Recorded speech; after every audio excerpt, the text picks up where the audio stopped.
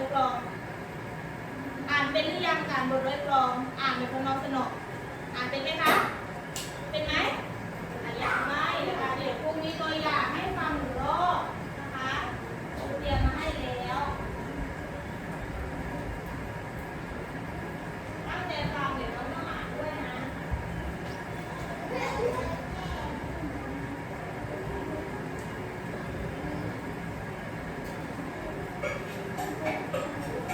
ตั้งใจฟังค่ะบนทางขยะตกหลัก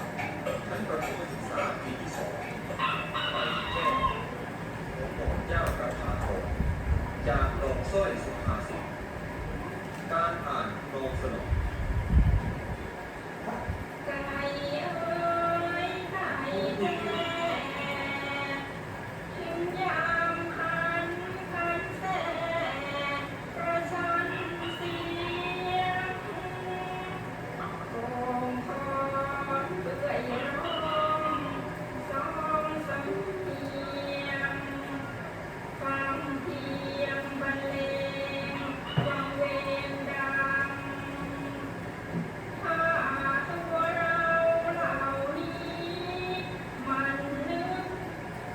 ถึงคุณครูผู้ฝึกสอนสั่งไม่มากนักสักวันละ2 ครั้งคงฟังแต่สุขทุกวันโอเคนี่คือการอ่านแบบทำนองสนอ ใครรู้ว่าอ่านได้แล้วใครรู้ตัวอ่านได้ยกมืออ่านได้จริงอ่านได้จริงโอเคทีนี้เดี๋ยวครูให้ฟังตัวอย่างใน YouTube ไปแล้วเดี๋ยวครูอ่านให้น้องฟัง1 รอบโอเคไหมคะเพื่อให้ชัดเจนมากขึ้นตั้งใจฟัง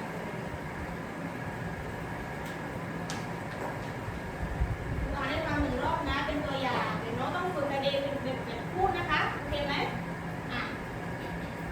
ไก่เอ้ยไก่แจ้ถึงยามคันแสกระชันเสียงโป่งคอนเอ่ยร้อง2 สำเนียงฟังเพียงบรรเลงวังเวงดัง ถ้าตัวเราเหล่านี้มันนึกถึงคุณครูผู้ฝึกสอนสั่งไม่มากนักสักวันละ2 ครั้งคงตั้งแต่สุขทุกวันได้ไหมคะได้ไหม ได้ไหมคิดว่าได้ไหมคะถ้าได้เดี๋ยวครูจะแจกเนี่ยแบบฝึกอ่านบทร้อยกลองแล้วทีนี้ให้น้องฝึกอ่านแบบคู่เนี่ยคู่ที่อยู่นั่งกันแล้วคือให้สลับกันอ่านว่าอ่านได้ไหมเพื่อนอ่านได้ตรงไหนก็บอกเพื่อนโอเคไหมแต่เดี๋ยวก่อนจะฝึกแบบคู่เดี๋ยวต้องอ่านให้ครูฟังก่อน1 รอบก่อนกันนะคะเอามาอ่านกับครูก่อน1 รอบนะคะ1 2ครับไก่แจ้ถึงยามคันแสกระชันเสียงโป่งคอนเอ่ยร้อง2 สำเนี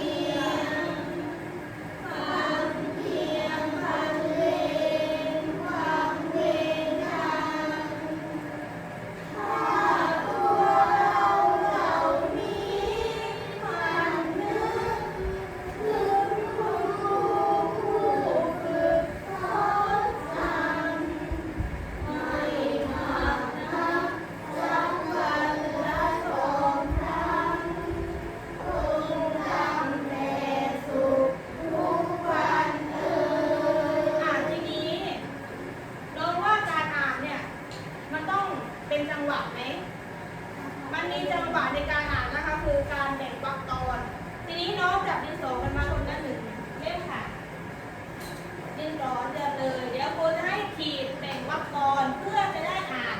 แบบถูกต้องให้ลงจังหวะแล้วก็ลงทำนองนะคะเรียนที่สองเลยค่ะเรียนหรือยัง เรียนแล้วค่ะ ทีนี้วรรคแรกอ่านว่าอะไร ไก่เอ๋ยไก่เจ้ใช่ไหมคะอันนี้คืออ่านแบบสองจังหวะไก่เอ๋ยขีดหนึ่ง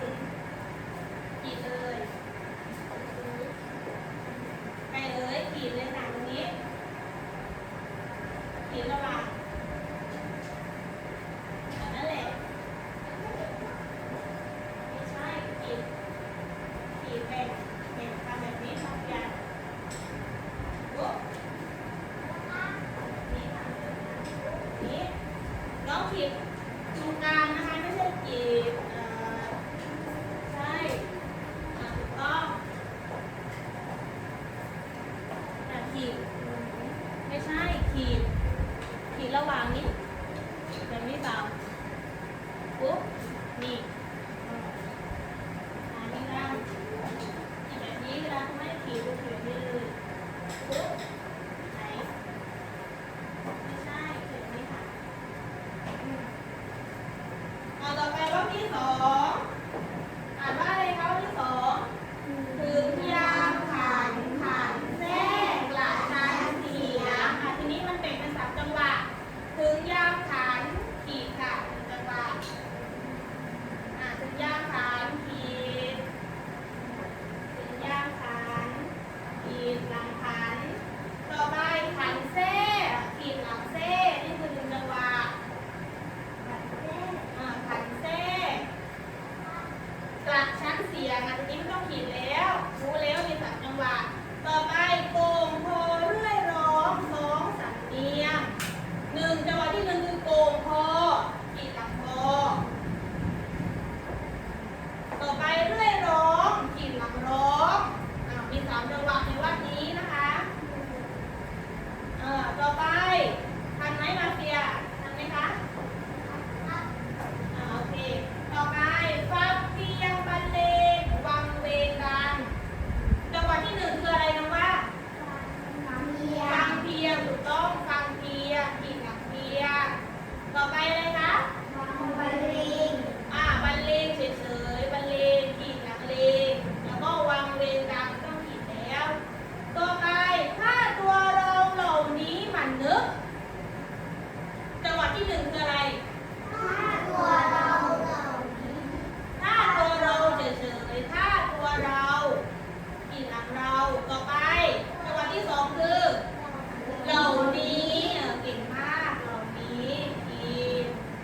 ต่อไปก็คือมันนึกครับต่อไปคือถึงคุณครูผู้ฝึกสอนสั่ง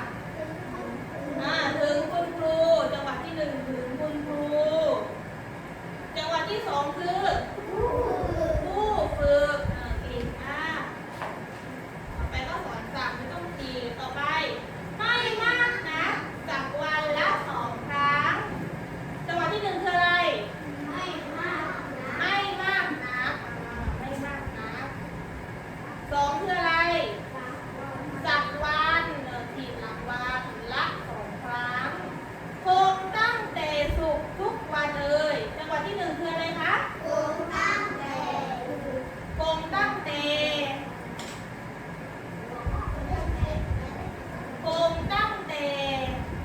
ุขทุกวันเลยนี่มันจะเป็น313คงตั้งแต่แล้วก็ขีดสุขขีดแล้วก็ทุกวันเลย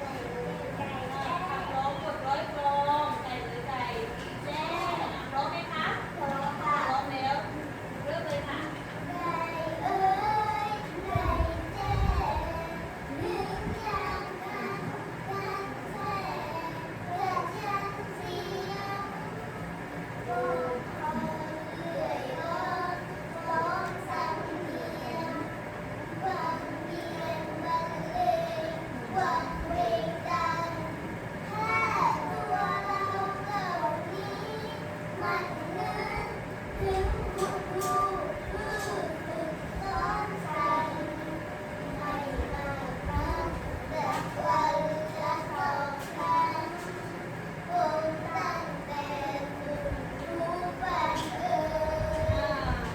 อมไหมคะพร้อมไหมพร้อมไหมถ้าเต็ม10ให้กี่คะแนนคู่นี้เต็ม10ให้กี่คะแนนคะ9เป็นเพราะอะไร9หักไป1คะแนนเพราะอะไรนะ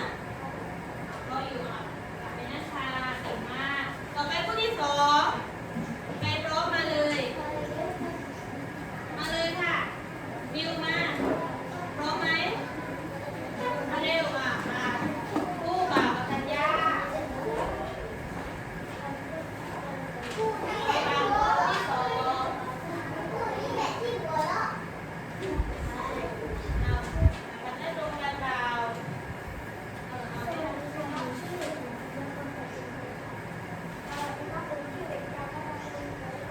วันนี้นี่ก็ทำพร้อมไหมคะพร้อมเริ่มเลยค่ะ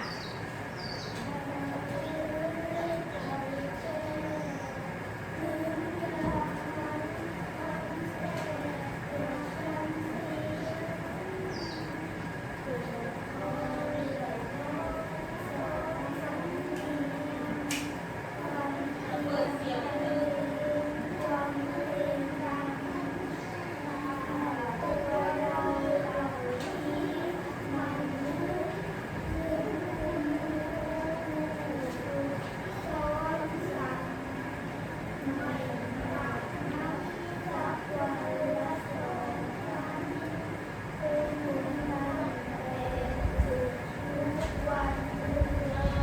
ให้แม่ค่ะถ้าเต็ม10ให้กี่คะแนนให้เต็ม10เพราะว่าอะไรเสียงเพราะแต่ว่าโตไปหน่อยใช่ไหมใช่ค่ะเป็นอาชีพค่ะคู่ต่อไปค่ะมาเฟียกับเซฟี่มาเลย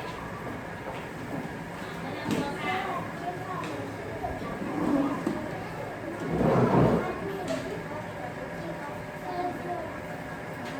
นี่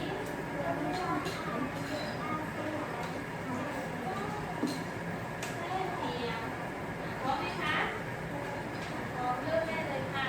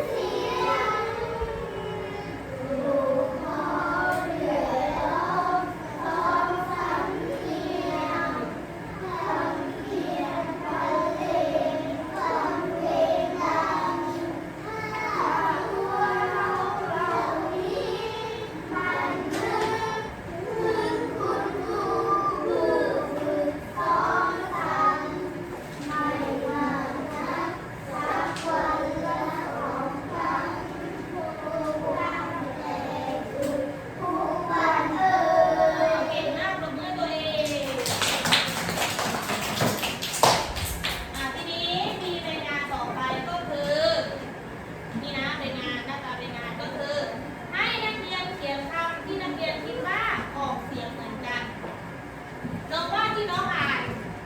ไก่แจ้แทรกเสียงเนี่ยมันมีคำที่เหมือนกันไหมคะคำที่ออกเสียงเหมือนกันไหม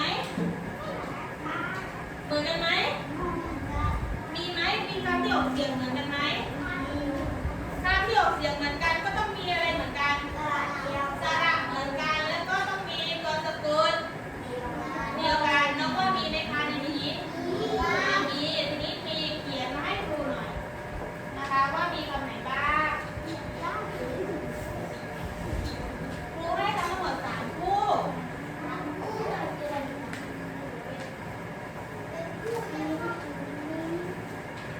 คำเดียวก็ได้ค่ะอันนี้แต่ว่าช่วยกันทำได้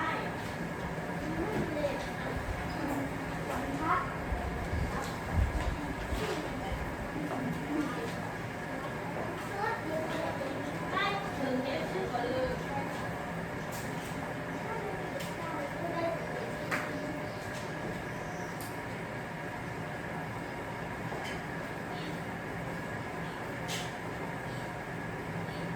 บทกลอนหรือว่าบทร้อยกลอนมักจะมีคำที่เสียงเหมือนกันออกเสียงเหมือนกันเพราะว่าอะไรนะเพราะว่าอะไรน้องว่าความคิดน้องเพราะว่าอะไรคะได้ออกเสียงได้ลงตัวแล้วก็ลงจังหวะแล้วก็เสียงได้ไพเราะในการลงทำนองสนอดูในนี้เลยว่ามีคำไหนเสียงเหมือนกันแล้วมาเขียนคำไหนออกเสียงเหมือนคำไหน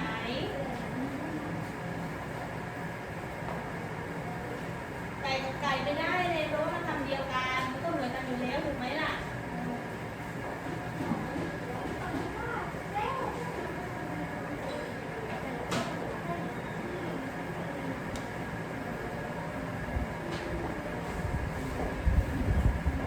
ให้เวลา5 นาที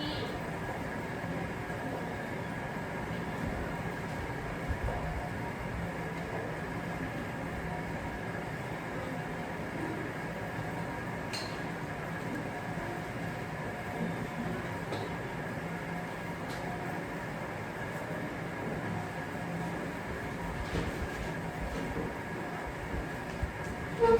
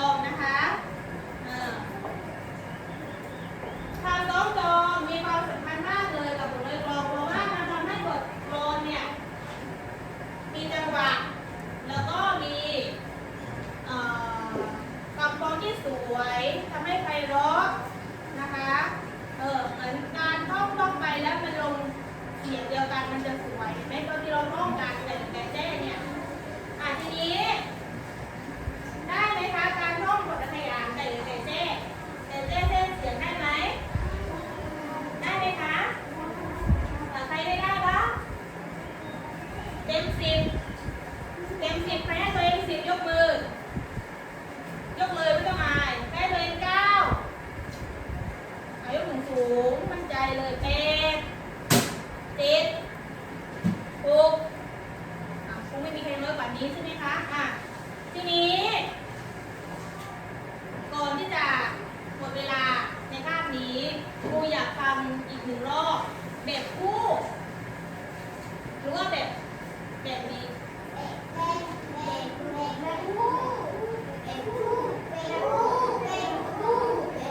แบบนี้ดีกว่าเนี่ยแบบแถวเนี่ยทีละแถวไปเริ่มเลยค่ะแถวที่1ก่อน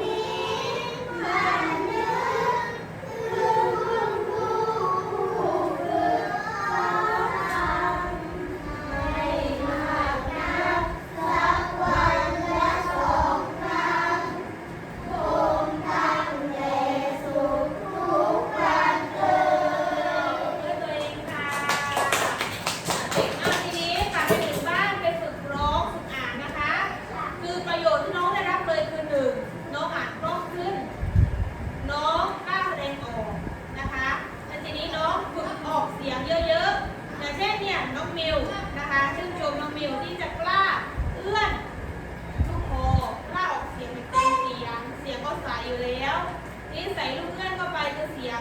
สวยเลยแต่ว่าจะ